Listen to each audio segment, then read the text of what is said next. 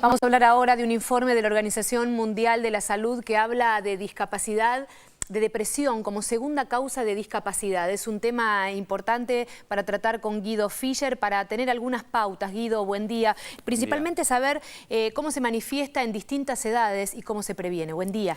Buen día, Patricia, Alejandro. Es así, es un anuncio que la Organización Mundial de la Salud ya la venía haciendo hace unos años, pero lo que sorprende en este momento es que hace unos años anunciaba que para el año 2020 ocuparía ese lugar de alguna manera en el ranking de enfermedades que causa discapacidad.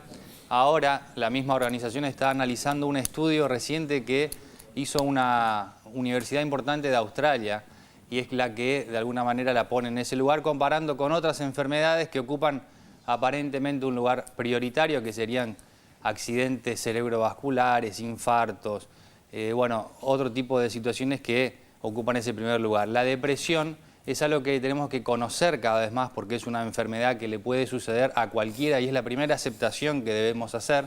Y es algo serio, que no tiene nada que ver con las situaciones de tristeza, que son como respuestas mucho más naturales y sanas de alguna manera de la personalidad. Esto tiene que ver con otra instancia en donde todo se va perdiendo en términos de ganas, de voluntad, de energía en general, de deseos. Y esto es lo que justamente genera esto que llamamos discapacidad, porque tiene que ver con las horas de productividad perdidas, en primera instancia en lo laboral, pero también en otras áreas como podría ser la educativa. Hay que prestar atención porque se presenta, como decías Patricia al comienzo, en las diferentes edades con diferentes sintomatología.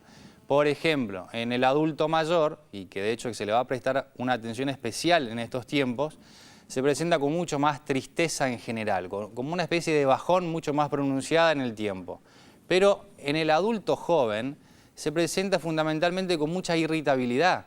Es la persona que cambió el humor y que de repente se manifiesta enojado, con poca tolerancia, con mucho más rigidez de pensamiento, en definitiva, con mucho más irritabilidad. Estos son términos generales porque hay diferentes tipos de depresión, pero eso es algo que en general no va a remitir, es decir, no se va a ir ni curar por no hacer nada. La buena noticia es que hay cada vez más conocimientos acerca de esta enfermedad y mucho más tratamientos muy efectivos.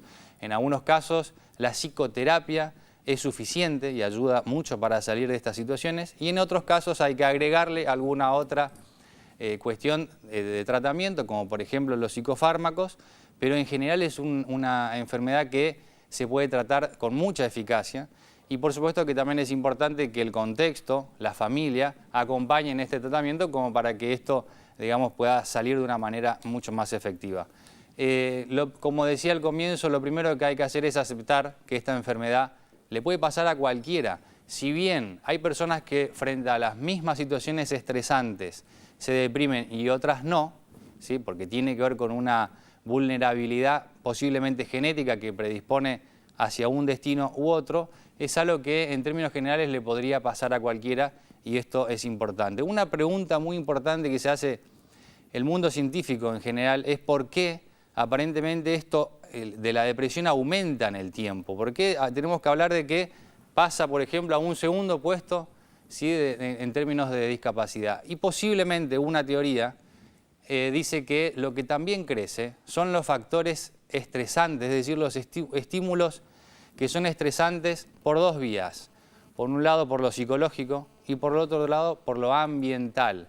Ahora, lo psicológico tiene que ver con las propias exigencias que la persona se pone a sí mismo. Y esto es lo que muchas veces, en términos de recurso, la persona siente que no tiene como para hacer frente a la demanda que la misma persona se impone. Esto es algo, digamos, materia de terapia muy importante y por supuesto que la enfermedad hay que ponerla en manos de profesionales porque, como decía antes, también en general esto no se cura solo. Es para prestar atención, Gracias, para cuidar. Guido. Gracias a ustedes. Bien.